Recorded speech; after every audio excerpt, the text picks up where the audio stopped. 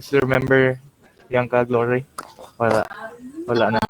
Familiar is there. Familiar. Familiar na lang. Nakalimutan. Sige, dapat ako na. First year pa man mga to. Okay. Yeah, daily refresher. In-depth discussion siya. Right, so by the way, no, if you have any questions, or mo ka ask. If you can't hear me, please tell me, no. Okay, again, medyo kuhan gid ang surroundings no niya. Di ba kay mo kay internetan man eh. No. So, let's go. Can I start? Okay, yeah? Hello? No, give me a yes if you think I should start. Okay, it's already 1:05. Wala na pag nanood eh.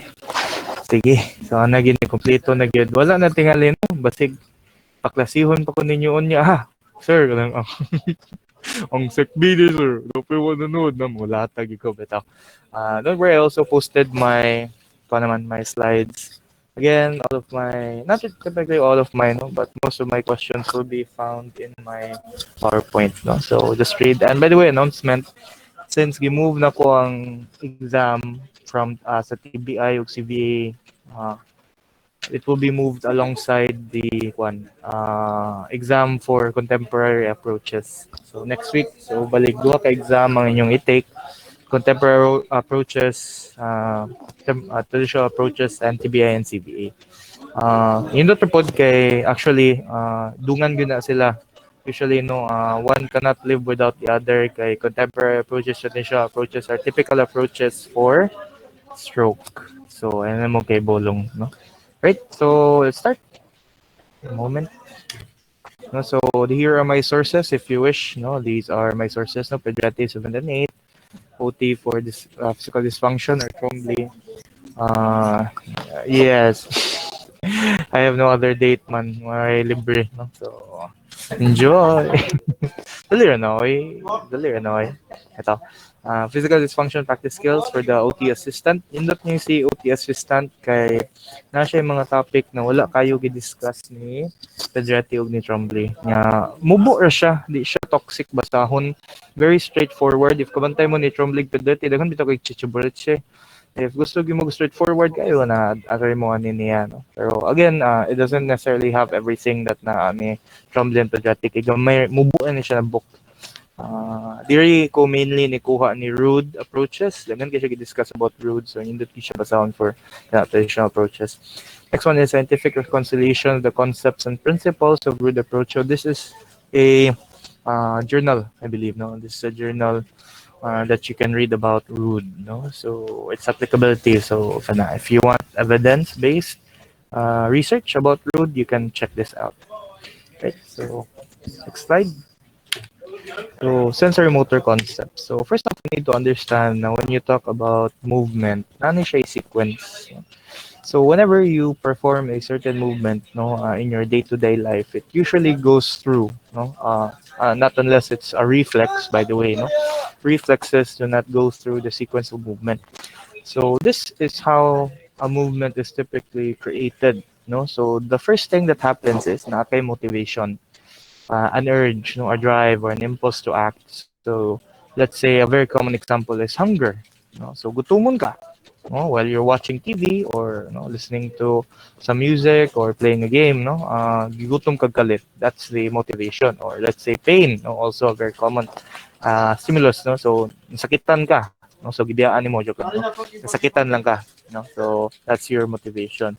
The motivation causes an ideation or a goal to occur in your mind that you want to happen. So let's say you're hungry, the ideation is to fulfill this hunger. No, gusto ka na, di na ko gutomon. I want to eat something. No, that's the immediate ideation. Or if you feel pain, I want to move away or get away from what's causing the pain. No, so that's the ideation. No, the goal of the movement. If you're going to move, what's going to be its purpose? Next one is the programming. So the programming is when you plan out how you're going to move. What are you going to move? No? So let's say kato, under example is kato, gutom ka. You want to be able to fulfill this hunger. So gusto ka mukaon. So what are the movements required for eating? So let's say madto ka sa ref, mukuha og snacks or mukuha kag fruits or magluto ka. So that's the programming, no? Nagplano na ka na dapat ko magluto. Ingani ang pagluto. Kini akong dapat buhaton kay mukuha kog sudan and so on. Lastly is now the execution. So after you planned all those movements in your head, you will now immediately generate the movement. So this is now the foreseeable, no? That's the thing that you see. This is the part of movement, of the sequence of movement. That's the only part that you can see, the execution. So all three, motivation, ideation, and programming, are intangible. Dili kakita. No, it's innate within a human being. Kini sila, di ninyo makita. Sa execution ra gyud ninyo makitaan. So natay plan B, ano, no? Which is MIPE. No? MIPE. Motivation, ideation, programming, execution. MIPE. No, I'm sorry, di ko kasyagit. I usually shout this part, no? Kay may buong niya sila, no? MIPE. No, MIPE. No, so motivation, ideation, programming, execution. So again, moment. So this is how it goes, no? Let's say motivation, you're hungry, no? Sorry, PDF ni siya supposedly mga GIF ni sila, so mulihok ni sila, no? So motivation, no? If you're familiar with this, muna ang no, nephew ni Jerry, no? So gigutom ni siya, muna yung GIF na hungry mouse. The ideation is, what are we gonna do? No? So I'm gonna eat, no? I'm gonna eat. Programming, no? So you're selecting the movements you're going to do in your head. So similar to this GIF of SpongeBob, which is not moving, and the execution. So ana, nikaon nagid ka, no? Similar to Luffy, no? If you're familiar with Luffy of One Piece. So ana, nikaon nagid siya. So again, motivation, what is the cause of the urge, no? Or the act, or the want, for the impulse to do something. Ideation is what your goal is, no? In relation to the motivation.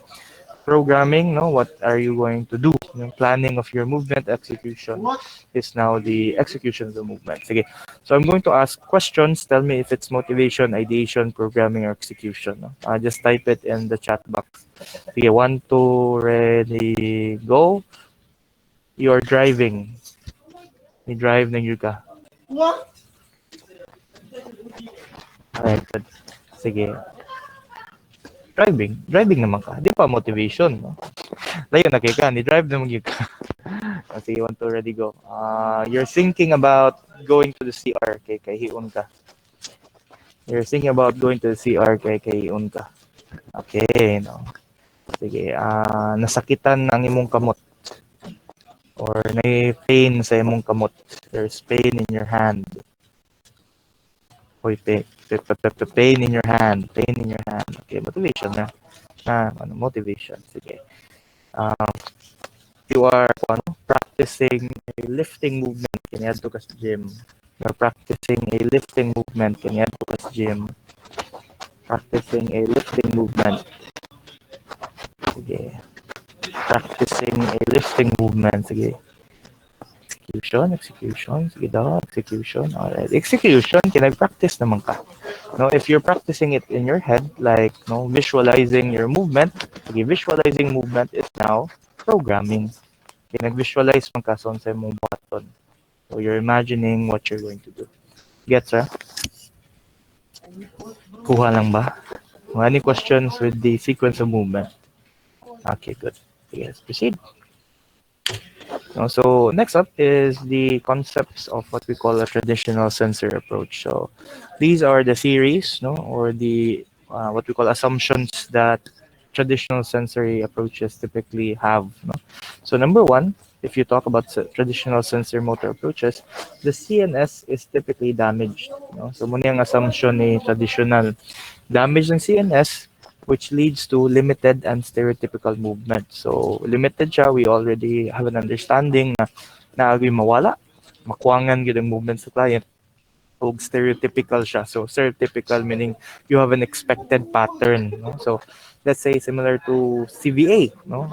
Typically, if we talk about CVA, naano gyud tay expected stereotypical na position, di ba? Na adapt, na flex ang mong arm, right? Your forearm is pronated, no, close to the body. When they walk, more sila maglimp, no, because they can't lift their leg properly. So those are examples of stereotypical movement. So that's why kinesis traditional sensory motor approaches, you'll notice na a lot of them have very similar, not really very similar, but nice similarities in how they treat. Okay, since naman tayo gitawag na stereotypical, meaning balik-balik or ganyan na patterns, these patterns are seen again and again. Kay baw ang tanan approaches ani, no? Kay baw na may yan ni gyud ang stroke. So what can we do? It's the way they handle it na mo differ, but their concepts or assumptions stay the same. Next one is based on reflex and motor control hierarchy.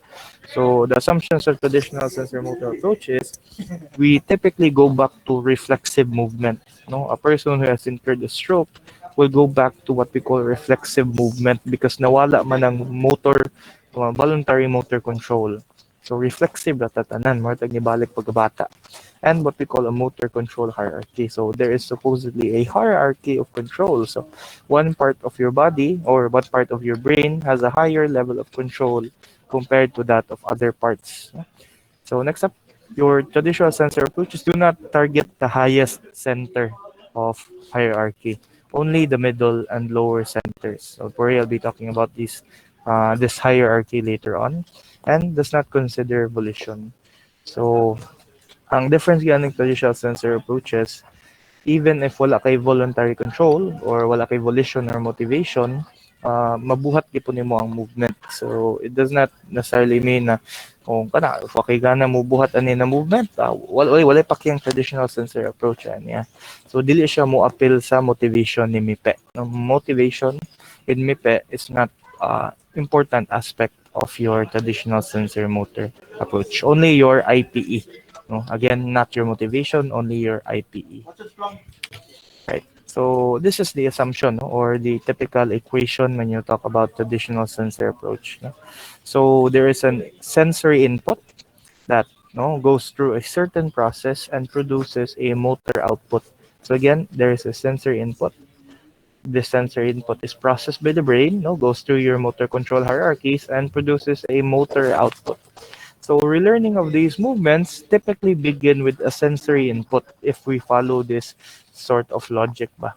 If a sensory input produces a motor output, so all relearning of movements always start with sensory input. If there is a lack of sensory input, walay dulngan ang imong client. They will never learn any new movements.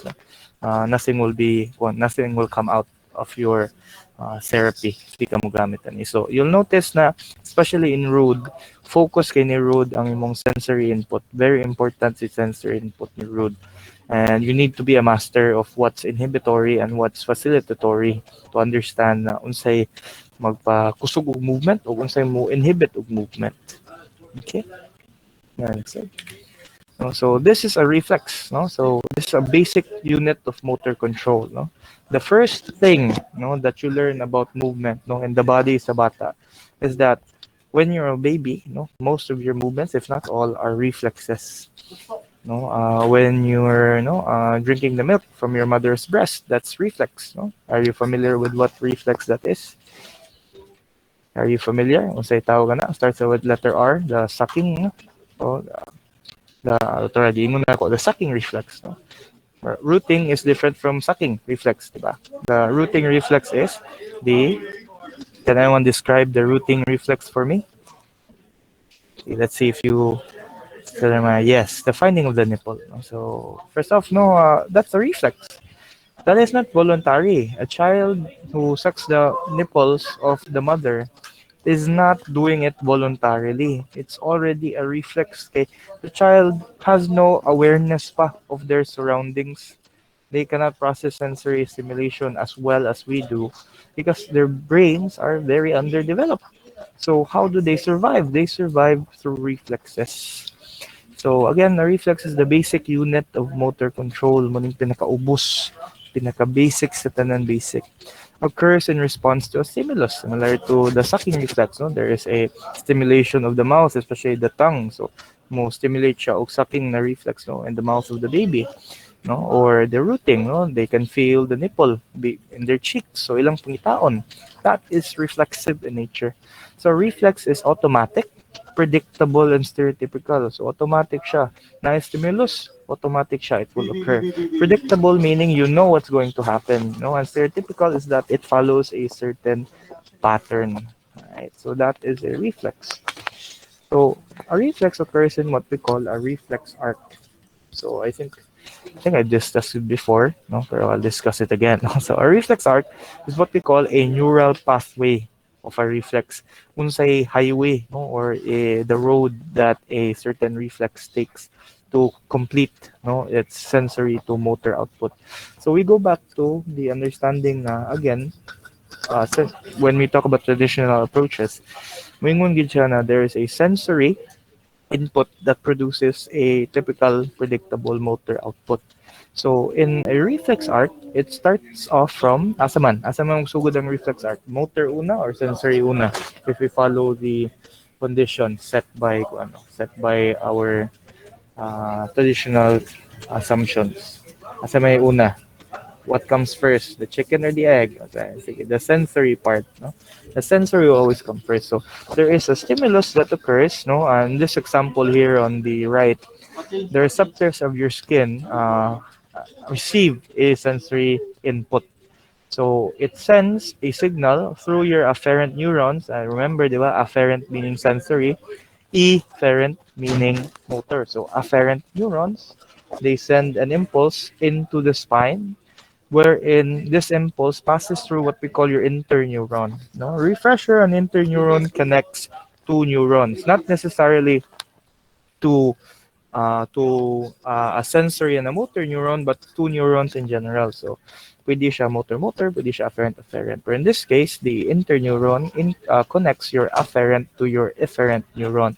So, first off, no, the impulse comes from your receptors in the skin, goes through the afferent neuron, no, gets into the sensory site of your spinal cord, no, usually your dorsal root ganglion.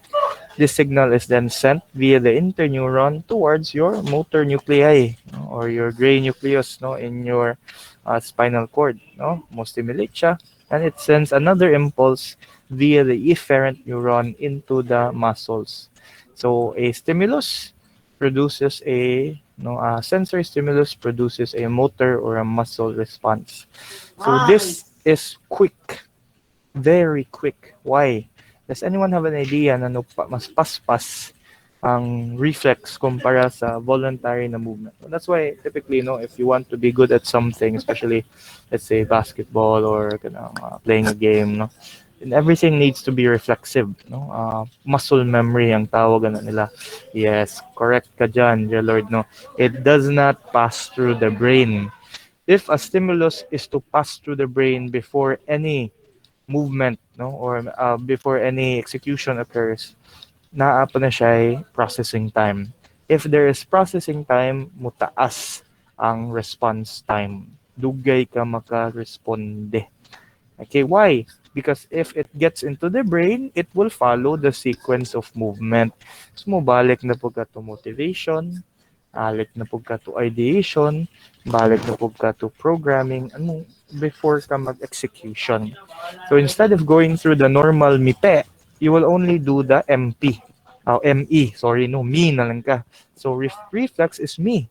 No, only me. No, I want myself, me, myself, and I. But if you go through the normal execution of movement or sequence of movement, MIPE, gina siya. So again, reflex is quick. No needed ideation or programming required. So an example of the reflex arc, god damn it, no, mo lihok ta ni siya dapat, but I will describe na lang. So what do you think is the sensory input in this scenario? Your hand touches a hot surface or a burning fire. What is the sensory input here? Sige, anyone? Grabe na gid sa'yo. Nakita kayo mo. Sige, sa may sensory input,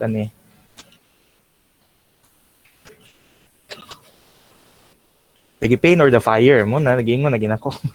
The sensory input is the heat, no, or the pain felt by the hot surface or the hot fire, no. So, if you're a normal human being, which I hope all of you are, no, unsay may buhaton if naikayo duol sa imong kamot nga napaso na ka, imora ibutang padayon ang imong kamot sa kuan kayo. Yes, do you think about withdrawing your hand or automatic na siya? Do you, when your hand is on the fire, do you take a second to think na hala akong kayo ang akong kamot nasa kayo? Dili na, right? It's automatic.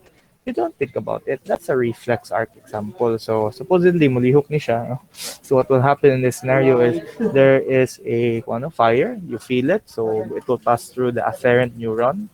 Interneuron dayo, no, sends a signal to the motor neuron, which tells your muscles of the arm or the hand to move away. No? So, automatic na siya. Reflex arc. Gets some ba? Kuha? Kuha? Okay, can anyone else describe another reflex to me? Igna ko unsay yang ano, sige, ako na lang. I'll tell you a reflex and tell me what's the sensory and the motor aspect. Sige. Let's say, okay, your parachute reflex. What is the sensory stimulus of the parachute reflex and what is its motor response? Sige, sensory lang sa anyone. Anyone. Manawag ko. Parachute reflex. Sige. Random, random, random, random, random, random. Oh. Okay, D. D, Bon.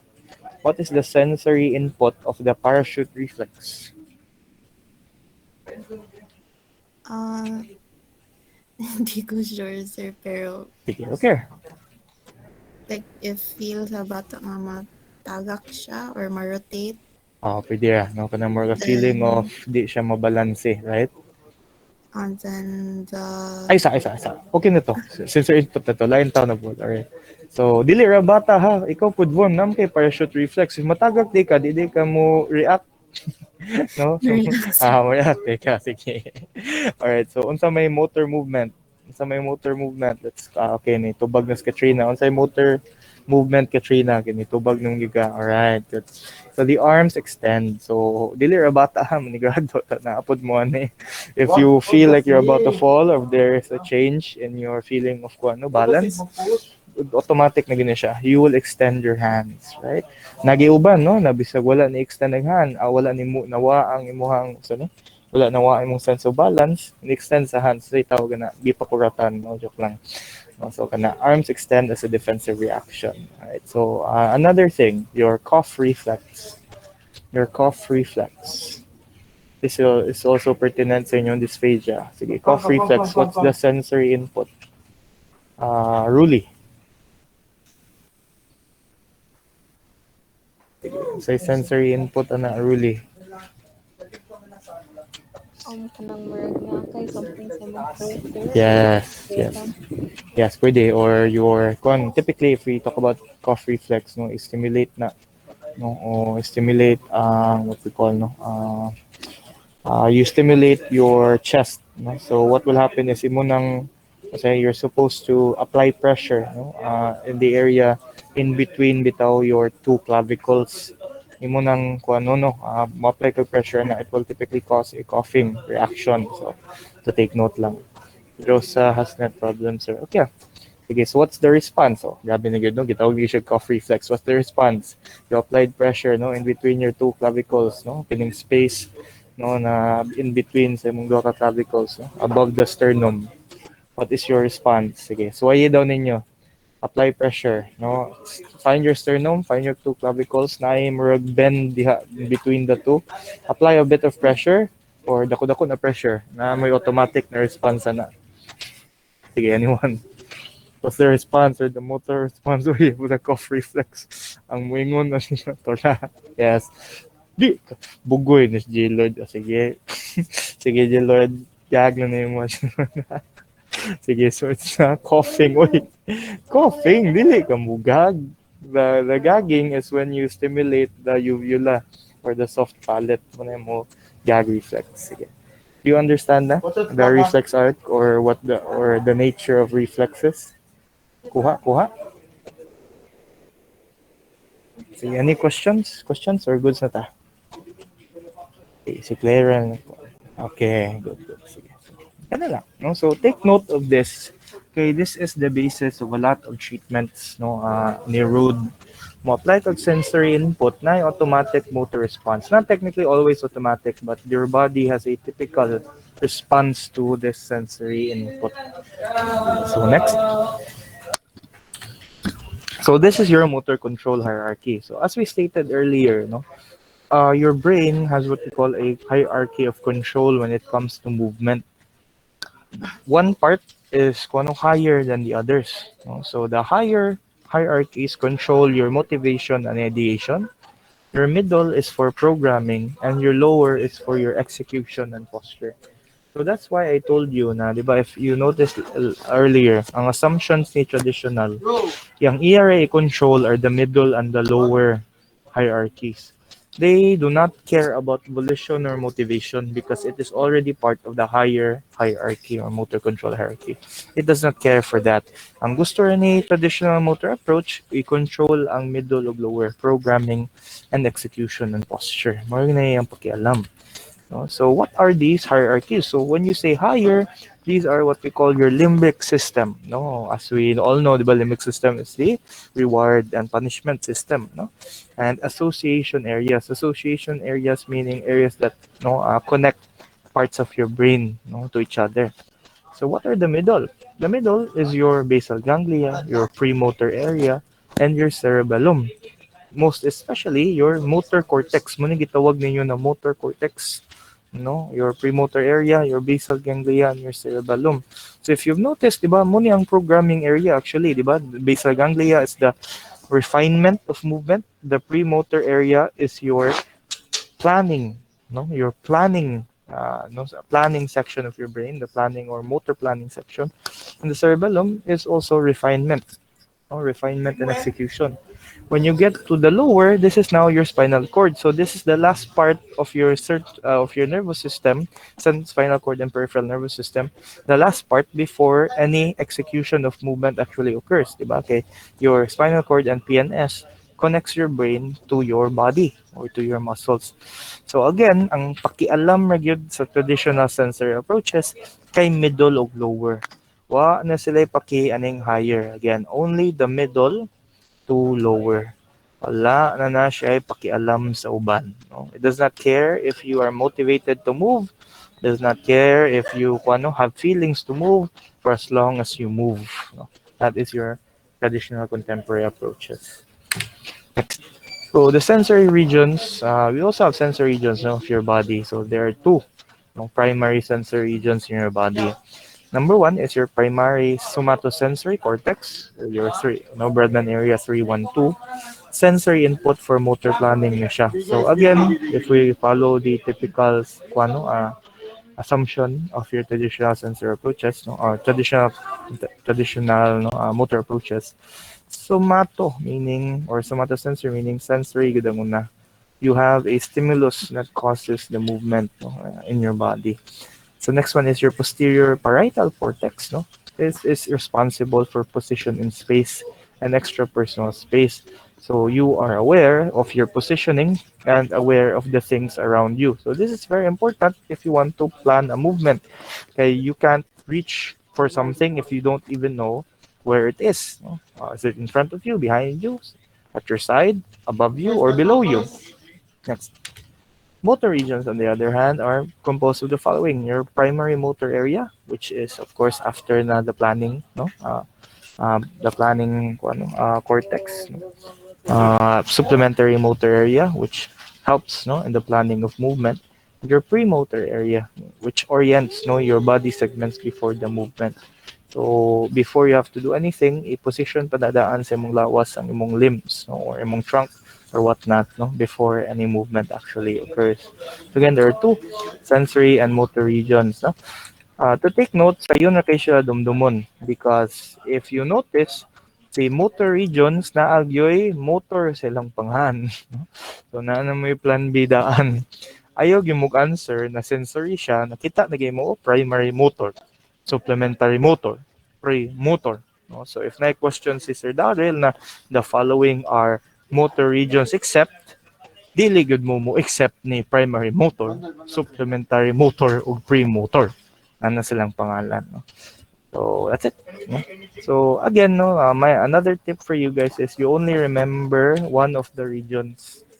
So if I were you, ang say may yung dumdumo na region, you only remember the sensory region. Like everything else is motor man. So if you're asked, which of the following is a sensory region, kabaw na mo dito na primary somatosensory or posterior parietal cortex, dali siya. So again, if you remember, I don't like people who remember all of the parts of the table.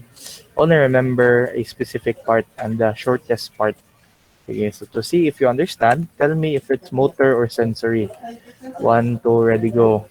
Posterior parietal cortex. Sige, di ba? Sa'yo na. Premotor cortex or premotor area. Oh, di ba? Primary motor area. Primary motor. Sige, sa'yo na kayo. Actually, sa'yo na bitaw kayo siya. No? But I'll include this in the exam.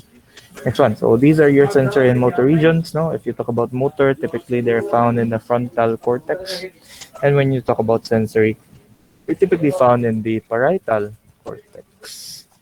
That's it. So what is the focus of traditional approaches? As you've noticed, ganihan, I kept repeating sensory and motor, reflex being sensory and motor in nature.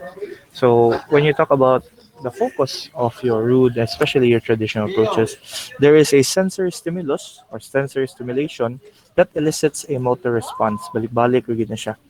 We use developmental postures, meaning the sensory stimulus of this posture to enhance motor ability and handling and positioning technique to change tone. So one mo, naag yung sensory that leads to a motor. Kuha ba, di ba? Sensory stimulation, motor. Posture, yeah, motor ability. Handling and positioning, the sensor stimuli. And naapoy, change in tone, which is the motor aspect. So again, it's quite good. It's quite repetitive when you talk about traditional. Parihar na sila, no? Na stimulus, which elicits a response. So as you can see here, no, nice sensor input example, no, sensor input, no, you see something, it's integrated into the brain and produces a specific motor output. So there is muscular contraction. So again, nagbalik yun siya. So, okay, okay. Thank you for informing me, Claire. So that's it. So let us begin na with the Rood Approach, no, with the real deal. So pailahon sa tamo sa kinsa ang inyong mama, no, kinsay naghimo anin na approach. So the proponent of this approach is Margaret S. Rood, or her nickname being Rudy. No, Rudy Duterte. Margaret S. Rood, no, dili Rudy Duterte, no, Rudy. 1909 to 1984. No? So sadly, she passed away na long before, no, you were even born. So bachelor's and certificate for OT, you know, Medina niyo, no, og yun napulan si Ma'am Rudy, no, og tuon, no. Nagkuha pa siya bachelor's, niya, nagpa-certified pa siya na OT, ni kuha pa jud siya master's degree sa PT, nagpa-certified na mo PT. So believe jud kang Ma'am Rudy, no, muilis ani ni Ma'am Rudy si kuan tingali si Don, no, mo na ni. Muni ang angga ni Don Rose no po. Muni. Okay ka na angga Don Rose, no, Don Rose Muni na olwa gikap. No Muni, no Muni. But proceed. So the Rood Approach, these are your technical assumptions, no, when you talk about the Rood Approach. OT na lang. No? So the Rood Approach focuses on motor responses. No? Your motor responses are developed from primitive reflexes. No? So primitive reflexes causes your motor responses in a person who has incurred a CNS, no, damage. So to facilitate a motor response, you need to use sensory input. Mo gina yung assumption ni Rood. So nakay sensory input para mo facilitate ka og a specific, predictable, stereotypical motor response. No? So use developmental motor patterns to change tone. So the stimulus in this scenario is, instead of, let's say, no, heat, pain, or whatnot, ang imong gamiton are motor patterns. No? So a certain motor movement will also facilitate tone. So ang iyang assumption is that all movement should start proximally up to distally. So magsugod jud ka sa imong proximal musculature, no, your trunk, your shoulders, your hips, before you go to your limbs, no? So your arms, your forearms, your hands, or your knees, your ankles, and your feet. So diha jud ka maguna sa imong hips, trunk, and shoulders. No? If you're familiar, this is also very, it mirrors your NDPs or your BOBAS. Gahapon ba yung BOBAS? Am I right? Gahapon yung BOBAS? Or dili gahapon? Wala pa? Kalimot ko sa schedule na, let me see. Hello, sir. PNF ni gapon. Sige, labad yung PNF, no? Labad king PNF, no? Yes. No, labad kayo, no? Labad, no? D1, D2, no? D1 extension, D2 extension, D2. Wala pa mo kable, sige, no? Nice surprise. Naghuwat ninyo, ikable ninyo sa inyong PowerPoint, no? Makasiga nagmata ang ano, PNF. But actually, it's very easy, no? Hatagan tamog tips on niya, no? Na a very simple way to remember PNF. Kanang D1, D2, ay sas. Easy. Easy. Sige. Padayan lang sa atake, nag-road pumunta. No, so, proximodistal and cephalocaudal. No, so, what do you mean by cephalocaudal? From the head downwards. No, so, mag-una gyud ang ulo bago ang imuhang tiil. So, you start, no, again, from the head downwards. So, that's how you learn movements. Again, proximodistal and cephalocaudal. So, you start off with the head all the way going down, no, before you master anything. And we start with the proximal structures before any of the distal. Right? Next. So these are your what the Rood approach typically talks about, no, or unsay lang gusto may tabo in a client. Number one, they want to normalize tone. No? Normalization of tone is key. Okay. Next one is ontogenic developmental sequence and purposeful movement, and lastly, motivation and repetition of movement. So, ontogenic developmental sequence meaning na a pattern of movement or development ng sa individual, or what we call the ontogenic motor patterns. Purposeful movement is next. No? This is how the Rood approach differentiates itself from the other traditional motor approaches. If you remember kanina, I said na evolution o walay paki sa evolution ang imuhang uban approaches. Actually, si Rood actually, uses motivation or purpose in your movement to actually facilitate, movement in the person or the individual. So a moment na sa ko replyan ka diyot. So if you have any questions, you can chat it here while I reply to this very important, message.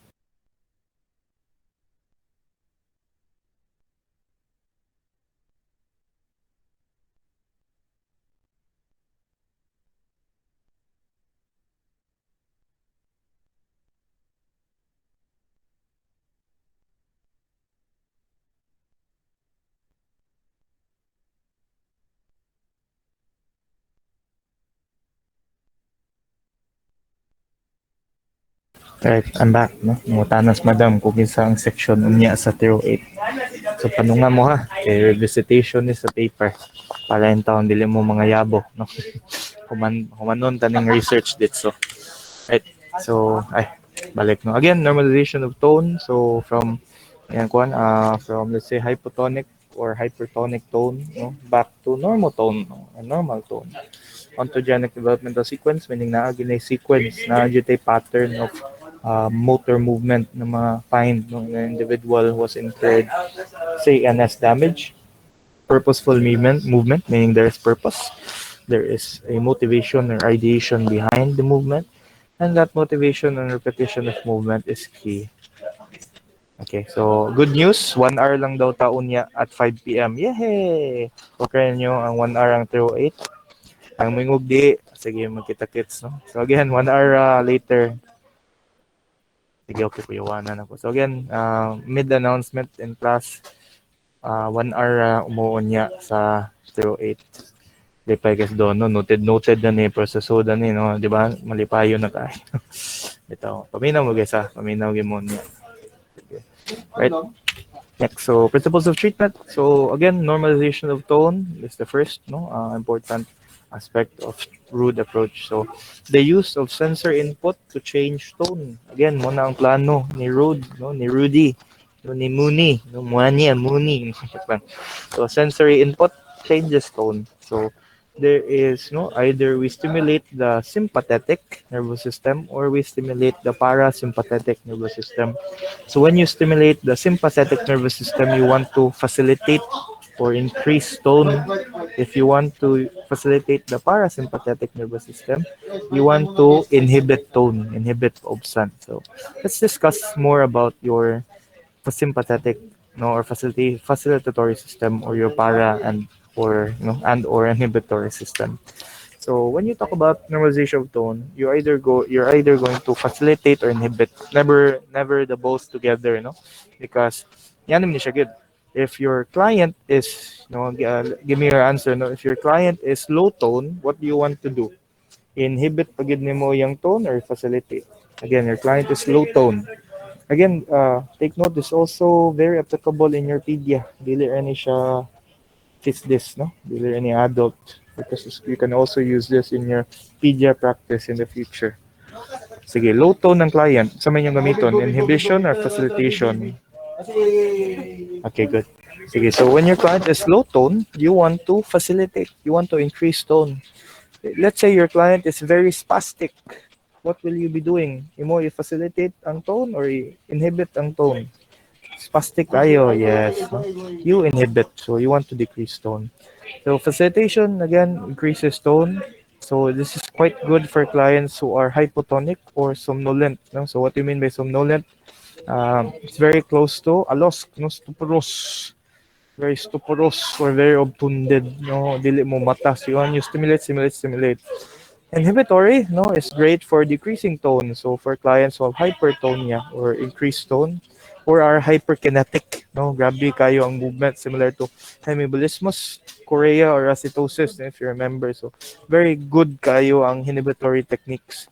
So how do you do these techniques, no? Or how do you remember if facilitatory ni sila or inhibitory? These are typically your one stimuli that you're going to use.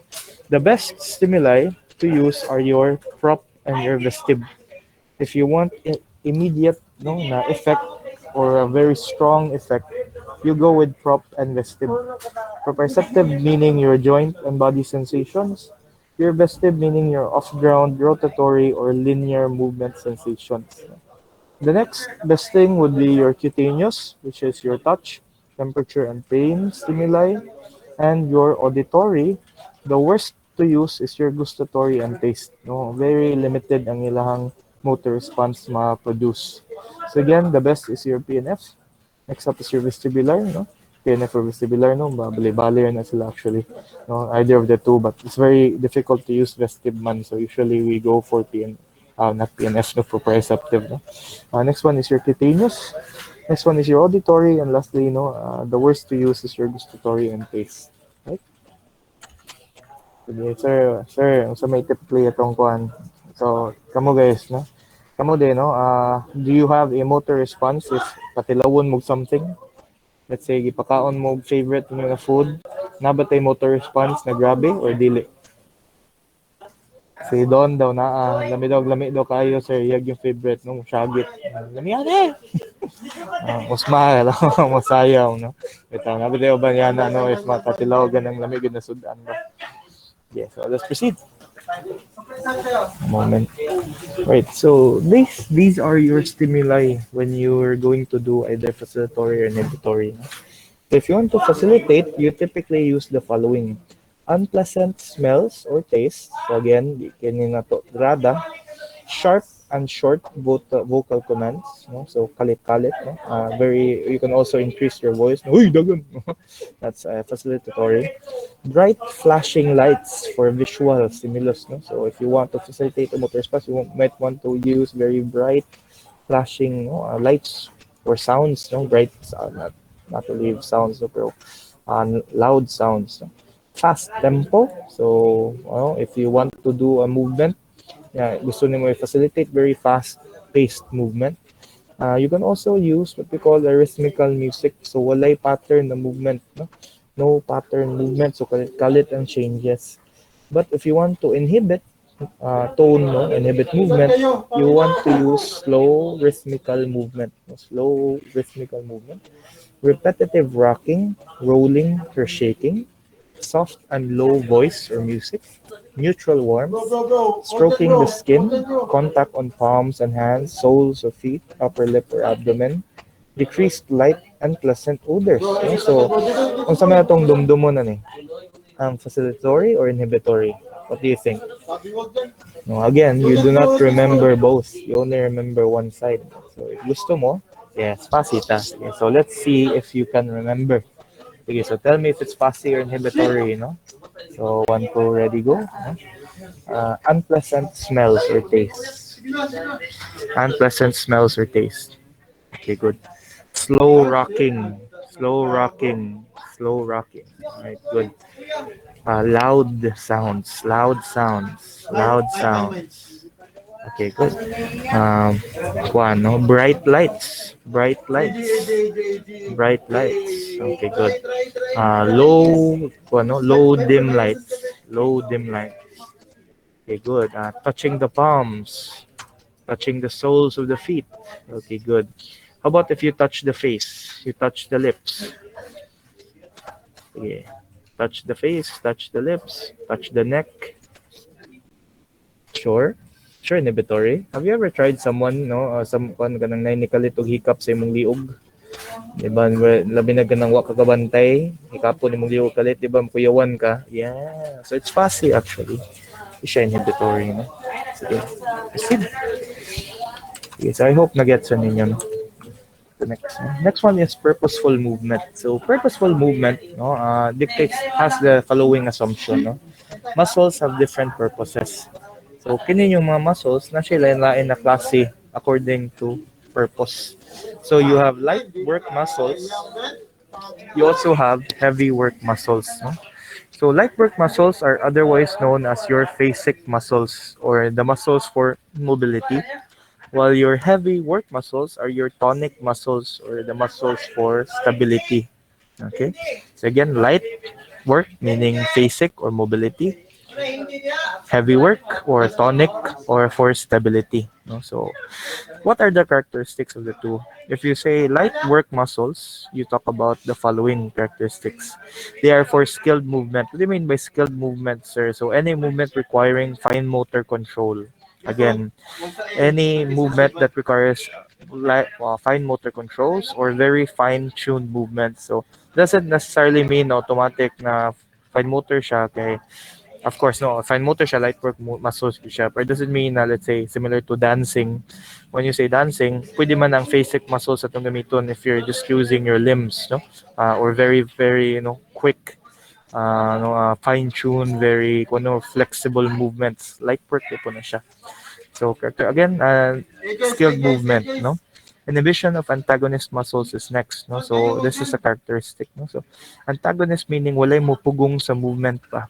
So the movements are quite quick, no? Because it's mobility ba, no?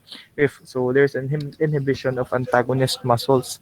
Again, the antagonist muscles, the purpose of antagonist muscles during movement is to limit or control the movement. So if wala kayo antagonist muscles, paspas kayo og very erratic ang movements. So your light work muscles are also no facilitated or stimulated by superficial fast, no, or are produced by superficial fast glycolytic fibers, no. So these are the type of muscles that we talk about, diba? If you remember, there are three muscle fiber types: the slow, the superficial glycolytic, and the superficial what we call both, no, kalimut ko, no, oxygen and like glucose, I forgot the name, no, glycolysis and your respiratory, no, I forgot the term, no. Anyone remember the term na oxygen ang gamiton for movement? Oxidative to rin ako nagitutukan, no, nabulol ko. Oxidative and glycolytic, so there's a fusion of the two. So again, if you remember, to look at klase ng muscle fibers, no, slow oxidative and your superficial glycolytic and superficial glycolytic and oxidative. So when you say oxidative, the muscles consume more oxygen than glucose, to produce movement. If you say glycolytic, it uses more glucose than oxygen when they do movement, because glucose is better for quick movements. Oxygen is better for slow, maintained movement. So your light work muscles also only affect one joint. One joint na yung lihokon at the time. Next one is your heavy work muscles. So tonic muscles again for stability. Characteristics, co-contraction of agonist and antagonist. So when yan siya guys, take note. Mabot na ninyo niya, no, we're going to talk about types of movement, no. Mag co-contraction ginang duha, stability gina siya. Okay? But if only one, either the antagonist or agonist is moving, mobility, yun na siya. So again, if there's a co-contraction of agonist and antagonist, it's only for stability. No, dili man, what happens if one person was to push, no, let's say with a strength of 50 kilograms and another person is to push 50 kilograms pod, no. So itukmod kag tao, no, you're the one in the middle. Yan ay gatukmod ni mo gikan sa right, 50 kilograms of force. Yeah, another person is pushing you on the left, 50 kilograms of force. Muliho ka or dili? Muliho ka or dili? Dili, right? No, this is the concept of co-contraction. Magdungan ang duha ka muscles sa contract, dili mo lihok ang bone, no? So stable kayo siya. So again, no, this is one characteristic. No, next one is deep and slow oxidative fibers are typically used for heavy work muscles. Next one, single joint. Single joint to sila. No, similar na sila ni light work. So single joint na sila. Ako ragi single joint, no, para dili pareha tanaw, no, magamit yung utok, stimulate the brain. So the difference are single ug one pareha na, no, pareha na sila. They only typically affect one joint at a time, no? Next. So, the use of purposeful movement is important to develop movement patterns. So, a stimulus is purposeful movement. It then develops very specific motor patterns. No? So, there are 4 phases of movement. No? So, not a sequence of movement, not a phases of movement. So, for phases of movement, meaning unsa na types of movement ang typically maguna before another. So, the first types of movement that you have in the body when you're young is what we call reciprocal inhibition movements. Next one is your co-contraction movements. Next one is your heavy work movements. And lastly, your skill movements. Okay, so let's proceed.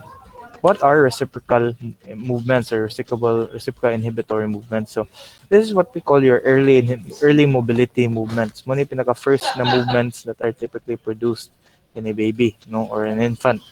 So it is protective in nature. You'll notice na a lot of the reflexes in a baby are protective in nature. Because as we all know, the baby is still unawares, of their surroundings or of the stimuli in their environment. So maglisod na sila o react to, let's say danger. Hindi mo sa kasabot na danger siya in the first place. So a lot of your reflexatory movements in young ones are protective. Matabang na sila to survive. No?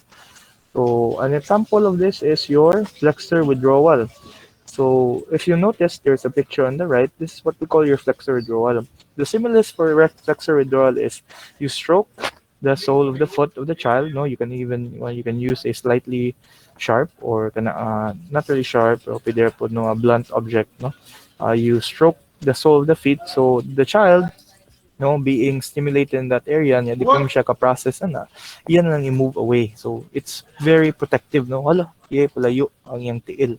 This is an example of reciprocal inhibition. Why do you think is it called reciprocal inhibition? It means na one contracts, the other relaxes. So one is inhibited, the other is facilitated. So muna ang flexor withdrawal. So the contraction of agonist cause the relaxation of antagonist. That's why it's called reciprocal inhibition. Again, one side is relaxing or inhibited, the other is facilitated. So again, that's why it's called reciprocal inhibition. So in this case, what is contracting? Your hips, or not your hips, your quads or your hamstrings. In this case, reciprocal inhibition, niya stroke, nag-flexor withdrawal ang bata. Unsa ang na-contract? Your quads or your hamstrings? Sa tatawon ba? La. Okay, quads, di ba? Your quads are your hip flexors, but your knee extenders. Sige. So, kinsa may inhibit? What are the antagonists of this movement? It's your quads ang ni-contract. What is the antagonist? Yes, your hams or your hamstrings. Alright, so that's reciprocal inhibition. So again, if one contracts, the other relaxes. Next. Co-contraction is next. So co-contraction from the word itself is for stability. Nagdungan ug contract ang antagonist ug ang agonist. So this is great for holding positions. So for people, let's say, who are standing, or a child who wants to learn how to stand or maintain a position, co-contraction is the thing that they have to learn. No? We are all masters of this now, I hope, no co-contraction. No? Standing up, walking also requires co-contraction to an extent. Sitting down also requires co-contraction to an extent. This is very important. No? So if you've noticed, kabante mo na first off, no, you need to learn mobility before you learn stability. Why? Why do you think is it so important for an individual to learn mobility before stability in this scenario? Sige, anyone? Anyone have an idea? Anyone have an insight na nugauna ang mobility? Because, di ba, if you think about it, di ba, mas mayo man na stable ka una before ka mo move, right? Or why does it occur in this state na mag-una ang mobility bago ang stability? Makabalance? What do you mean makabalance? I-expound daw, babe. No, you can unmute your mic, babe. Kay kapoy type, no? Ikaw, wow. Okay, para maka-learn ka mag-stabilize while being mobile, pwede. Adjust sa mga movement. Pwede, no? The two of you have a point, pero I want a more specific answer. Anyone? Why do you think importante ang mobility before instability in this case? Kaya you'll notice later na mag-una na po ang stability. Mas importante ang stability bago ang mobility. So in a child, mas importante ang mobility kaysa sa stability. Sa sugod. Anyone? O sige, another plus point. Plus 2, since sagol naman ng duha ka section. Plus 2 to both sections. Ikat abot sa exam if they are able to answer this. Sige, think about it. Is it because di pa kayo strong yung muscles? O pwede, but it's still not the specific answer I'm looking for. Why do you need... Yeah, sige, kinidawaton lang ko din. Sige, I accept Marky's answer. Yes, you're correct, Marky, to an extent. No? We need to learn how to move before we are able to learn how to stabilize. We need to realize na we have voluntary control of our muscles, no, or somewhat a control over our muscles before we're able to do any contractions in the first place. Kuha ba? Nakuha ninyo? You need to learn. No? First na makakontract na di ko, makakontract ko, pwede tin ako dunganon sa dangduha. Mayana ba? So, you need to learn 1 and 1 before you learn that 1 plus 1 is equal to 2. Okay? You need to understand these concepts first before you're able to use them both together. Kuha ba? Kuha, it's first. Or naglibog yapon. Right. No, so, does Paul speak for all of you? So again, I can always discuss again if naglibog yapon. Wala. Kina tingala kung ano nila iningog yes. So that's for stability. So first off is reciprocal inhibition. Afterwards, it's your co-contraction. Next one is heavy work. So heavy work is, as you've noticed, no, mobility and stability. So the proximal segment moves while your distal are fixed. No, so that's what it means when you say mobility and stability. You are mobile on a stable support. No, you are mobile on a very stable support. No, so una ang proximal ang imong gigamit instead of the distal. So an example is suppose the GIF ni siya quadruped walk, no, quadruped movements. So kabantay mo unsa may naglihok sa quadruped na baby if maglakaw siya. Is it the distal forehand or is it the shoulder? Is it the distal forehand, no, or the hands, or the shoulder that are moving in a quadruped baby? Sige, hoy, ano na answer, hoy. Sige, shoulder ang galihok na ha. Dili ang kamot, ang shoulder ang nag-move na. Right? So that's why it's called heavy work. Okay, instead of the distal, no, limbs doing all the work, it's the proximal, the bigger muscles. Heavy work siya. Again, this is an example, quadruped. So it's mobility on stability. So there's mobility on a stable support. So stable distal support. So mobility of the proximal segments on a stable distal support. That's why it's called mobility and stability. So the next one is ang bali na po, which is skill. Stability on mobility. No? So your proximal stability on distal mobility. So skill is an example of what you're doing now, no? Or what you're doing now is skill. Your hands are moving around, or you're typing, so that's distal. Your hands are moving, your fingers are moving, but your shoulders are, or your trunk, your hips are not moving. They're fixed, or your shoulders are fixed in place. So again, an example of that is typing. So mag-type ka, what's moving when you're typing? Shoulders gyapon mo or your fingers na? Or your forearm or hands? Is it still the shoulders, no, or your forearm hands when you're typing? Alright, so it's the fingers now, which is distal. So again, distal movement when your proximal segments are fixed. Okay, so again, let's do a recap. Let's do a recap. So again, it's reciprocal inhibition. So only an agonist is moving. No, relaxation of the antagonist. It's for early mobility. Co-contraction is the contraction of both the agonist and antagonist. Heavy work for your proximal mobility on distal stability, and your skill, which is your proximal stability on distal mobility. So I'm going to tell you I'm going to say a movement or a certain movement or certain position. Tell me if it's reciprocal inhibition, heavy work, skill, or your co-contraction. One to really go. You are sitting down. You are sitting down. Sitting down. So say skill. Do you liban ako aning ko ano yun ni sa Milin. Uy, Claire. Does it sige, let's take it ko literally si skill. Does it require skill to sit down? No, tingali no. Does it require skill to sit down? Okay, right. No. Wabin mo Milin oy. Ito. Co-contraction na siya. Sige, one to already go. Suing. Suing.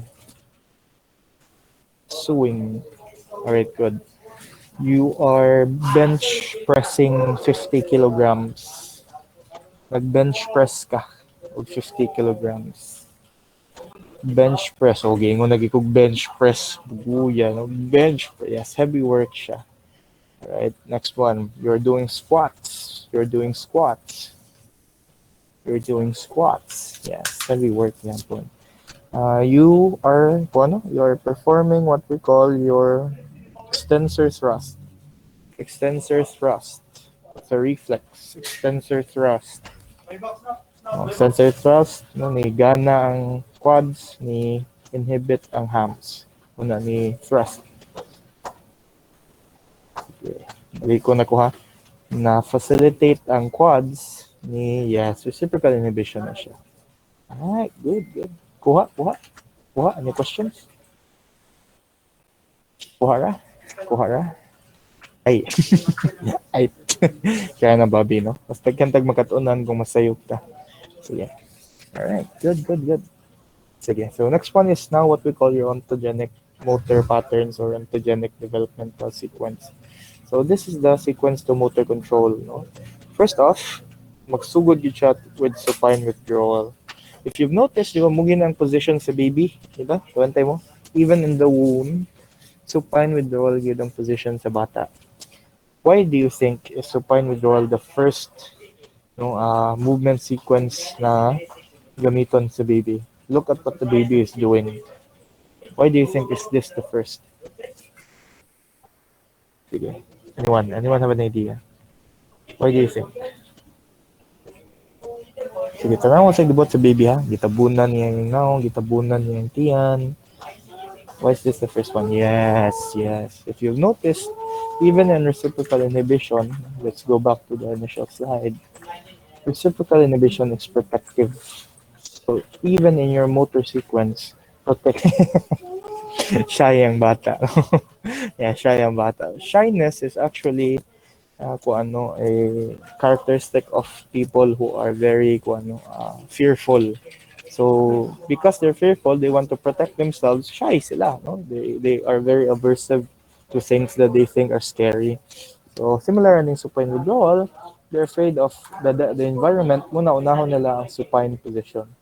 Next one is the roll toward side lying. So buligid Now, if you've noticed, duol ra gyapon siya sa supine. Pero in this case, nag-extend na ang kamot on the on the rolling padung sa side, no. So if you're rolling, not really, no. So if you're rolling towards the right, no, your left is the one that's extended. If you're rolling towards the left, the right is extended. So this is roll towards side lying. So you need to learn to roll towards the side before you do what we call the pivot prone. So if you notice, the supine withdrawal, mas grabe ang flexor tone. When you get to pivot prone, mas grabe ang extensor tone. So the first flexor, or the first synergy in an individual or in a baby is always going to be flexor tone. So let me ask you this question. Unsa gani ang position sa arms when you have CVA? Unsa gani ang position sa arms when you have CVA? Is it flexed or extended? Manam gyud mo CVA. Yes, that's the reason why mubalik siya sa agi, magbinata balik ang client, no? So ma-flex na niya ang position, okay?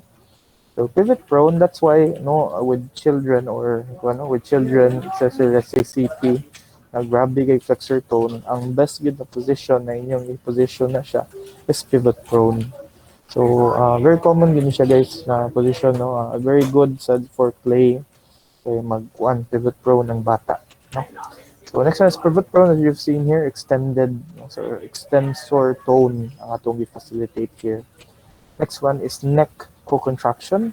So this time it's the neck, no. So from the word itself, this is for stability. So mo gini guys, no, especially with CP, especially with clients in the pediatrics and pediatric setting, very common ang bata walay control sa neck. So my recommendation is if the client has poor neck control, unahagid na ninyong neck control. Okay. Yan naman siya good. When you're doing something, no, or let's say right now, when you're typing, are you looking at what you're typing or are you looking at something else? Sige. When you're typing or you want to reach for something, imo ba siya tan-awon una or di mo tan-awon, imo ra kabuton dito sa wag bawasa siya? Sige. Tanawon or dili? Sige, kana lang. When you're doing something, do you look at it or do you not look at it? Diba? Tanawon yun mo. That is the first skill we must inculcate in a child with motor problems. The ability to look at what they're doing. Because if they're able to look at what they're doing voluntarily, everything else will come accordingly na after. So if they can look to the right, they can look to the left.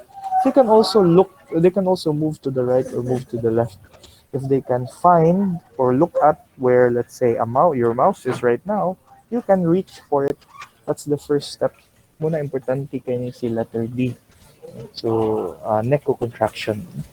Next one is prone on elbow. So, if kumantable mo na siya pattern, no, from supine withdrawal, niligid siya towards prone. Pag kuman sa prone, no, nag-contract yung neck, no, still in the prone position. Next one is letter E, which is prone on elbow. So prone pa siya, sunod prone on elbows na. Instead of only the neck moving, na siya some control over the trunk and the shoulders. Quadruped is next. So instead of the elbows, no, take mo gina usual masayupan sa student. When you say prone on elbows ang iyang gigamit as support. When you say quadruped, instead of the elbows, ang iyang gamito ng iyang kamot. Kamot na iyang gitukod. Next one is static standing. So from the quadruped position, the child is now able to stand in a static position, no dynamic. No? And next one is walking, which is the last one. So again, we start off supine, roll towards side lying, pivot prone, neck co-contraction, prone on elbows, quadruped, static standing, and then walking. Usually, ang dumdumon na ni gyud is the supine o neck co-contraction below. Isa yun ko siya dumdumon. So usually again, I go like this, supine withdrawal, neck contraction, elbows, quadruped, standing, walking. Hindi na ko mo dumdum ni pivot prone. Na naman, ay kung nagnogikan ko supine niya, ditso ka neck contraction o kalit. Ni prone sa jug ka before ka ni neck contraction. That's how I remember it. I don't remember roll towards side lying. I already know na if gikan ka supine, niligid jud tingali ka para ma-prone ka, di ba? Dili man tayo mo ma-prone from supine if dili mo muligid. Kinsa may kaibaw mo prone to from supine to prone na dili ka muligid. Na may idea unsa na dili mo muligid. Wala. O sige, wala sa idea unsa no. So muligid yun ta if you want to go from supine to prone. So again, supine roll towards no usually sometimes supine na siya dito no, and some books din siya may supine withdrawal, supine na siya. Supine roll no, pivot prone or prone, neck contraction, prone elbows, quadruped, static standing, and then walking. So what's the importance of each of these steps? So let's talk about them. So when you say supine withdrawal, again, this is total flexion towards the navel. No? Ako say zoom out your mind. Okay. Total flexion towards the navel. No? So this is a protective position. This is recommended for clients who have very strong extensor dominant tone. So ang dominant tone, instead of flexion, it's now extension. So if you have a client like this, nag-grabe kay siya, no extensor tone, no extended ang kamot, extended ang tiil, very common with CP, no? Diplegia, pwede nyo gamito ng supine withdrawal position to facilitate decreased no extensor tone. Next one is roll to side, so rolling over to one side. The rolling side flexes, the opposite extends. No? So if you're going towards the left, you flex ang imong rolling side, the opposite side is extending. So recommended for segmental motion. So if you want to learn motion that occurs in the segments only, you want to use the rolling to the side. So if you only want to move the left segment or the right segment, roll to side ang best anemia. Next. Pivot prone, no? So again, this is for total extension. So very good sad ni siya for people with very high flexor tone. Nindot ni siya. This is also very good for holding position, stability. No? If you've noticed, if you want to be very stable, dili ka mag-flex. Extended yun usually ang body. Manuskig yung kag maayo. So it's very good for holding positions. This is the start of stability, by the way. No, this is the start of stability. Pivot prone. So preparation for stability in upright position ni siya because if you've noticed, if magbarug ka, dili man ka mag-flex, mag-extension man ka. Next one is no contraction, the first real stability pattern. Take note, this is the first real stability pattern. You can already guess that from its name, neck contraction. Diba? If you remember, reciprocal inhibition, co-contraction, heavy work, and skill. No? So first real stability pattern din siya. No? So if you talk about nagdungan yun o contract, ang imuhang the antagonist o agonist for your flexor and extensor, neck contraction din na siya. Kaya, why? Pivot prone. Sir, may nag-contract na. Walang nag-co-contraction. Hindi na siya stability in its essence. Sir, may nag-contract na. The extenders, no? If you talk about supine withdrawal, sir, may nag-contract. Flexors. So, neck contraction is important for head control and neck stability. So, again, especially pohon in your internship, kabantay, gimog bata na poor kay neck control, agoroy, neck contraction, gina ang inyong unahon. You need to help the child learn this position, no? Next one, raises head against gravity. This is so important because a baby or child who was unable to raise their head against gravity cannot do what I just told you. Di sila katanaw sa lang environment. So a child who is unable to look at their environment has decreased awareness of their environment. I had a kid like this before. No? When I was in Champs, Mandawi, no? Nasan ko sa Champs. Yeah, I had a kid with CP, quadriplegia. Wala siya awareness sa iyang surroundings, guys. 7 years old na siya because ang position sa bata permi supine permi niya wa pag siya neck control so say tabo ang iyang makita sa iyang surroundings is the say atop unsa may nasa atop unsa may makita niyo sa atop. Sige, boys and girls, no, unsa may makita niyo sa atop na may makita na duaan sa atop na tiki. Okay. No, is that enough for the daily sensory needs of a child to see a tiki moving around sa atop? No, dili na gina siya pwede. Kuwang gina siya. Right, so that's why again very important din is neck contraction, no? I'm stressing this out so much kay this is one area na malimtan bitaw when it comes to internship. Makalimot dito na mangutan ako sa intern. Okay, unsa na tong position ni bata? Decrease awareness mas tanan kalibutan niya. Ang tubag sa student, ko answer. Ambot sir, gigo da limitan dito no. So I hope you guys remember this no. Kaya kapangutan na sa inyong mga CI pohon, ang bugiro kay mo no, maingon nimo og pivot prone na patay. Neck ko contraction ha, dili pivot prone. Naiuban maingon pivot prone no. Pivot prone is not the answer, it should be neck contraction. Okay, kuha ba? Kuha why it's so important to learn this ontogenic motor pattern. Give me a yes, or give me a no if naglibog yapon. Okay ta? Okay ta? Okay ta? Yes, right. Sige. So, okay ta mula pa sa time guys. No? Can we end at 3 o'clock? Okay ba? Or you guys have other classes to attend to? Okay ba, alas stress? Okay, I assure you di ko ni matiwas by 2:30. What page am I? I'm still in 34. Actually, pwede man if magpinaspasay ko, pero di ko gusto magpinaspasay. So, is it okay na malapas tagmay? 3 is my max. 3 o'clock is my max. If not, pwede rapot. No? So, Kira? Kira? Okay, good. Sige, thank you. No, just asking for your permission. Okay, so let's continue. Or do you want a 5-minute break? 5-minute break or tiwason na to? Kasi nanay kinanglan mo barog diha. Kira? Kira? Okay, so since wala ito bag, sige wala sa 5-minute break. Tiwason na to, sir. Alright. Okay, prone elbows is next. This is very good for weight bearing. So this is the first weight bearing position. Okay, this is the first weight bearing position. Weight bearing is great for increasing tone and then later on decreasing tone. So when you weight bear magin especially on the shoulders, mas mo improve ang musculature sa inyong shoulders kaya it's contracting all the time man. So it's great for facilitating tone in children. But when you're weight bearing in older adults, it's for inhibition na naman. Because when you're carrying something, no, mo stretch man, dili mo stretch mo contract man imong muscles, no, they shorten. So it decreases actually tone. But again, in children, it's great for facilitating tone in the shoulders. So if your child has very poor shoulder musculature, no, very poor muscle strength in the shoulders, I recommend prone on elbows. So it also provides a better view of the environment. So as you can see here, important siya and when it comes to sensory stimulation of the child. Next one is practice for weight shifting. So when you're prone on elbows, you can shift your weight from the left to the right, from the left to the right, from the right to the left, right to left, forward or backward. So this is the first practice you get for weight shifting. So this is also why may buong bitaw mo na, sir, uban na therapist na dili gyud nila pabarugon ditso ang bata. Let's say a child with CP. I don't really see no, di siya common practice na ditso og pabarog ang bata. I wouldn't do that. I wouldn't do that. It's not my common practice na pabarugon ditso na kung bata bitaw. Di pa siya kabaw mabarog na pa siya sa let's say prone stage. I do not jump immediately to standing. Why?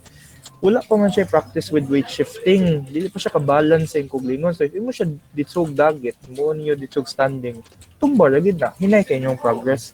So what I would recommend is magsugod sa ta with the earlier sections of the ontogenic motor sequence kaya they have a purpose.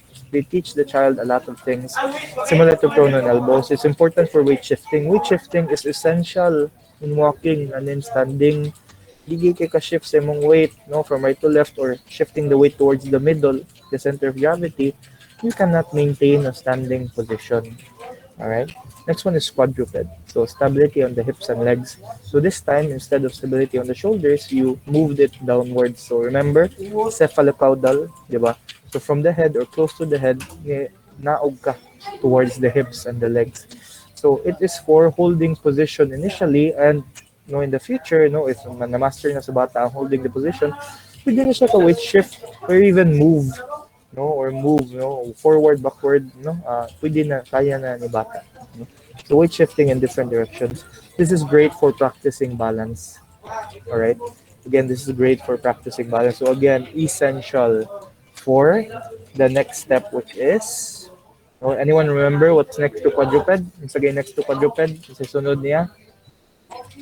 When you're quadruped, gamay na lang kuwang, yes, standing na ka. So next up is standing. So this time, instead of the shoulders and your hips and legs stabilizing, it is now your trunk. So important yun siya. Trunk na gid siya. So the weight bearing is now focused not on the knees, similar to your quadruped but now completely in the legs. And then weight shifting. So again, muna niyo ko importante kayo ang weight shifting. Una, if ako mo recommend ninyo, ito na sa inyo tudlo ang bata, no? Why do you keep, by the way, why do you keep talking about bata? Again, very common kanya si Rood with genic motor patterns and CP and other conditions, no, in children, especially when they affect the CNS. So next one is allows UE prehension and manipulation. So you must stabilize, no, or allow the child to be able to stand. No, why? Because you allow the hands to control, no, or to do isolated movement. Kung saan man ninyo pagputudlo sa bata o writing, kung di pag siya ka use sa iyang hands for that very purpose, gigamit pa niya og walking or mobility ang kamot. It's very important to practice standing na makatunan ng bata sa paggamit sa iyang kamot because you are able to isolate fine motor movement to the hands, no, and isolate gross motor movement or walking to the legs themselves. Lastly, walking is a fusion na of skill. Stability and mobility na siya, di ba? It's already a skill.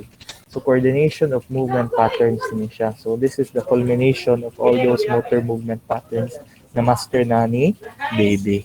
So makalakaw na siya. So again, no, let's start. Supine withdrawal, no, supine withdrawal, roll, no, roll towards side lying, pivot prone, neck contraction, prone on elbows, quadruped, standing and walking. So tell me what stage this skill is learned from. No? So again, I'm going to say a skill. Tell me what stage it comes from. One to ready go. Stability, real stability, real stability, real stability. Anyone remember? Real stability. Yes, neck contraction. For protection. Its purpose is for protection. The purpose is for protection. Right. Perfect. Sige. Skill. It's now considered a skill. Master na ni bata. Stability, mobility. Skill na din siya. Alright, good. It allows the upper extremities to use it allows the baby to use the upper extremities for prehension. You allows the upper extremities to be used for prehension. Okay, good. Very good. Sige. Very good. So, mag-application daw ta. Sige. Tell me, I'll give you a problem sa bata and tell me what ontogenic motor pattern you can use to facilitate or to improve the problem, no? Or erase the problem. You want to already go. Ang bata has very strong extensor tone. Kusog yung extensor tone sa bata. Kusog kayo ang extensor tone sa bata. We only have one answer. Anyone else? So again, kusog kayong extensor tone sa bata. You don't want it, di ka gusto na kusog ang iyong extensor tone. Sige. So the answer is supine. Okay? So, di siya pwede prone. No? Alex kay, if mo if mo gyud i-extensor tone o if mo i-pivot prone ng bata na kusog ng extensor tone, samot ang iyang extensor tone. Okay? Sige. The child has very poor sensory processing abilities. The child has very poor sensory processing abilities. Kasi ka-process sa yung mga environmental stimuli. Prone and elbow. Any other answers? Alright, so pwede either neck contraction or prone and elbows, but the best answer is always neck contraction. Alright. It allows for a better view of the environment. It allows for a better view of the environment. No? Sige, balik ta, no? Which one? Better view of the environment? Yes, prone on elbows. Prone on elbows. Sige. You want the child to be able to you want the child to be able to practice weight shifting. You want the child to practice weight shifting. Alright. Okay, kuha na? Kuha na. Pwede na. Tingin niya ko'y hotdog og center karon eh. Di na mo maikog mag-IE, no? O mag-1, 311, maingon mo, kasayon. Prone on elbows. But by the way, no? Ito mo pwede man, but it's quite difficult. Kining prone on elbows, It's more quadruped, mas more applicable na siya with children than less in adults. Alright? So, disclaimer daan. Sige, next. Treatment strategy. So these are now very specific treatment strategies. Again, these are now very specific treatment strategies that you can use. So I have videos here that we're going to play for you guys to be able to understand how you do these treatment strategies. So kaya mag-watch the videos. Again, it's part of the PowerPoint. No? I hope it plays kay PDF ba yan siya. Mga G ta na di siya mukha na totoo no. Let me check. Agaroy, di siya mo play. Sige. Uh, Sige, yan na lang. I'm going to send the PPT file later on, no, if I'm able to get the PPT. Okay, again, I don't have internet connection sa balay and I'll post it so you guys can watch the videos. Okay ra? Na unya lang sa ang videos. I can try to. Okay, kung gini, I'm not sure if ma-find the dito sa YouTube ang kini na videos and the time is running. Okay ra? Okay ra na later lang. Okay, sige. So, kamo na bahala og tan-aw, no? In your own time when you see the PowerPoint. Okay, let's continue. So, application, cutaneous stimulation is one of the more common ones. So, application of the stimulus to skin receptors. So, facilitatory ni sila in nature typically. No? So, it activates the superficial muscles, not the deep muscles. So, what are examples? Light moving touch, icing, or brushing. So first off is brushing. No? So fast brushing is when you literally brush a section quickly and repetitively. So paspas na pagbrush. So it is very facilitatory. So you want to, this increases tone. So in this video here, ako na i-describe, yan yung i-facilitate ang forearm. So what happens is, makabantay mo na mas mulihok ang fingers sa client. Again, mulihok na may ang fingers ng client o yung wrist. So this is the purpose of fast brushing. So how do you do it? You apply, brushing every 3 to 5 seconds. Yeah, every 30 seconds you stop. So 1, 2, 3 brush, 1, 2, 3 brush, 1, 2, 3 brush, 1, 2, 3 brush, 1, 2, 3 brush, 1, 2, 3 brush. Yeah, after 30 seconds or 10 repetitions, you then stop. Alright, so that's how you perform it. Next one is quick, fast, or AACing. No? So application of a cold stimulus to control tone. No? So should be used with caution. Ha? Take note, this should be used with caution because sometimes cold sensations can cause a very severe increase in tone, no, or is very unpredictable. No? Effects can be very unpredictable. So sahay mugana ni siya o sahay dili because of its nature. No? Cold man yun. Noon for him, we're going to talk about cryotherapy in 313. There's very variable responses. No?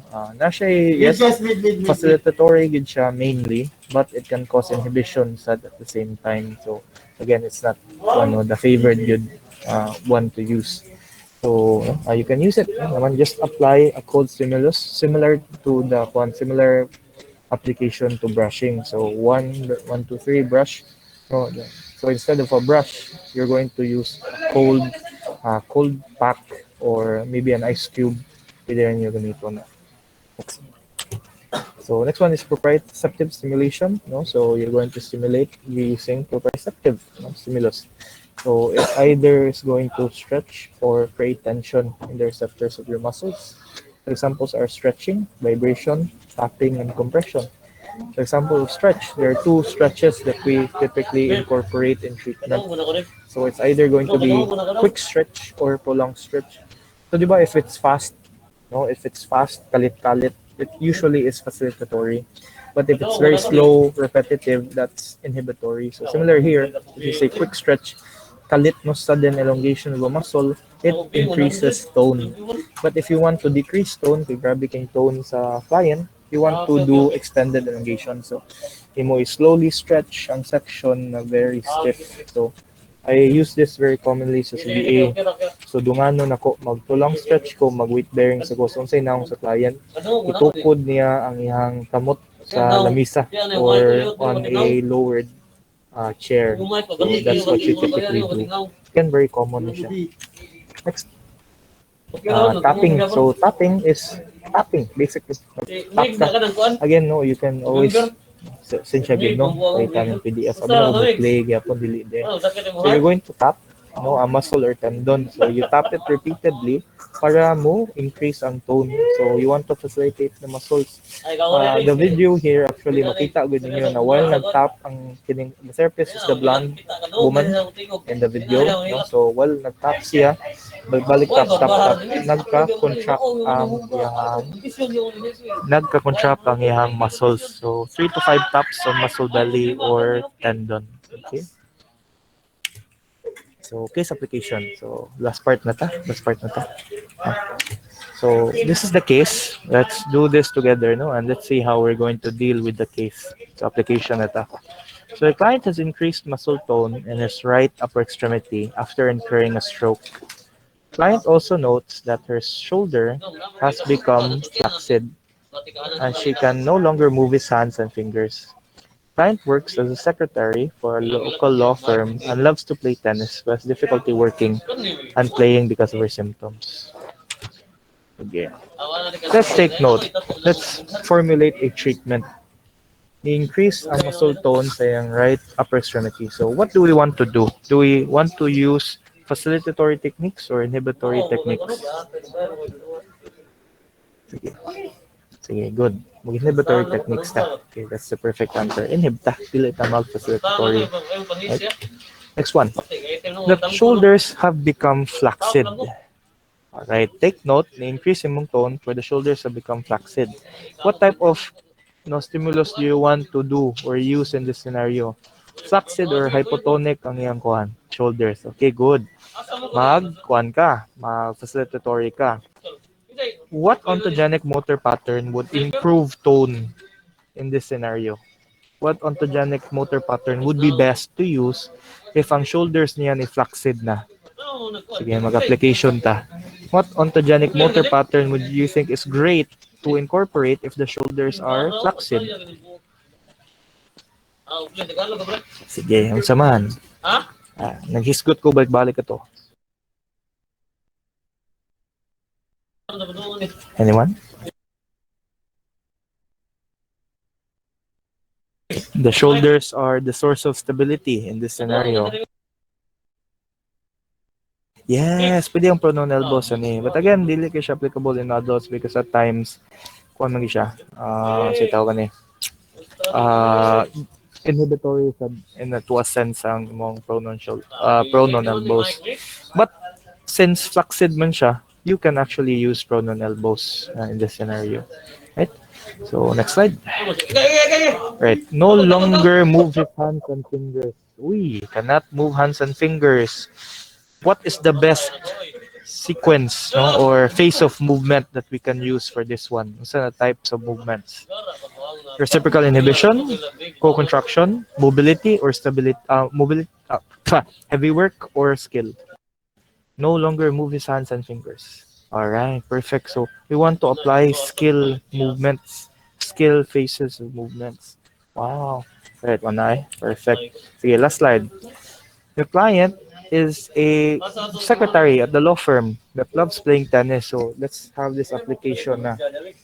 How do you think can we incorporate skill in his or her in her daily OT sessions? Kasi nindot ka na activities na inhibitory pero facilitatory sa shoulders. Yeah, nindot kayo for moving the hands and fingers. Can anyone give me a o treatment strategy na inyo incorporate in this scenario? Sige.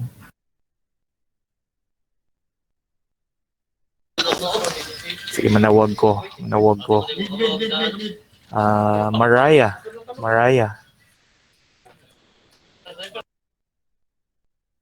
Isam na ni mo, Patricia.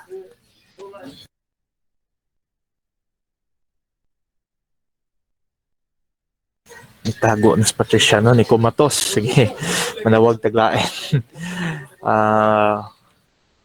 Sige. Again, okay good ba sa'yo? Okay, sir, to be honest, sir, so, you sound so robotic. Kaluoy tao na ko. Sige, okay. No, sige, so, anyone else? Or manawag na po ko? Sige, sorry. Hello? Pero madungog rin ka ako sa everyone else. Madungog ako? Everyone else? Can you still hear me or Putol-putol ko. Okay, good. Alright, good. Sige, so, kining nanubag yung akong tawgon. Sige, Pixon. Sa mga to'y treatment. Sa may, if ikaw ipa-treat ani na client, sa may mo ipabuhat niya. Nga na kita gihatag na close, no?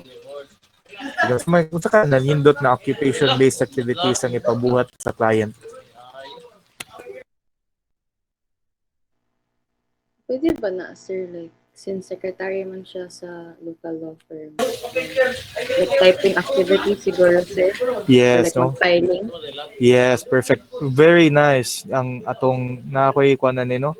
Mag-type siya samtang magtukod ang iyang elbow sa iyang desk. Kuha ba? Mag-type siya samtang magtukod ang iyang elbow sa desk. Can anyone explain why that strategy would be great? Identify what I'm doing. Ipatukod ang iyang elbow sa desk while nag-type siya. Sige, so manawag daw tabi. Stabilizing the elbow, yes. Nag-prone ng elbow, yes. Na nag-unmute. Na nag-unmute. Ikaw, wow. Ako, sir. Sige, bossan tago. Try lang ako, sir. Sure, sure. Kay murag, instead, murag, ang effort kay nasi ang shoulders, sir, while mag-type, transfer ang murag, ang weight sa iyang elbow, so mahog murag more relax yung shoulders. Sige, but you want to improve tone man in the shoulders. So, why would you want to move the pressure on the elbows man? Nawalan si Maxim. Hello? Pero ano ko yung matupag? Sige. So actually, gibuhat na ako. So I'll break it down to you. Ha. This is only one. So nagbuhat ko prone on elbows, no, so simulation of prone on elbows by using the shoulders as the base of support, diba? So ako siya gipatukod sa yung elbows sa lamisa para ang weight bearing na sa yung shoulders. Not actually on the elbows but on your shoulders. So nag-provide of stability yung shoulders para mo improve sa tone gikan sa flexibility. Right? And I'm also doing skill, right? I'm also doing skill. Ako siya gipa-type. So when ma-facilitate yung hands or fingers or hand or finger movements, you can even do writing. No, you can even do writing. You can do finger painting. No, you can do let's say what we call no as chopping. Chopping. Pwede ka chopping. Kaya di ba mutukod man ka when you're doing chopping. Pegboards. Pwede. Pwede po, no? Yes, you can do it. No? I visualize it. Kuha ba? Kuha ba? You guys understand? Dagan bumog na insight ato na sample. That's okay, good. So, I think that will be it for today. Any questions? Any questions? Any questions?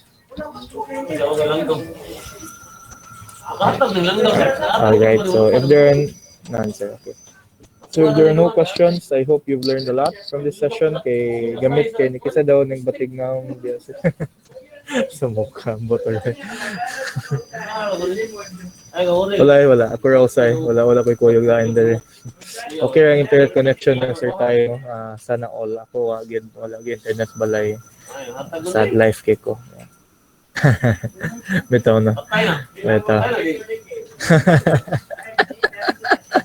Kaya na yun, natin may mo na environmental barriers. Dili ako usa, no? As I said na po sa internet cafe, no? So ayun lang mo kay bulong.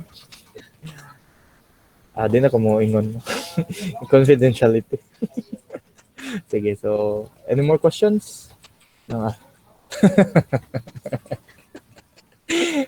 Sige, so sige, para din mo masabaan.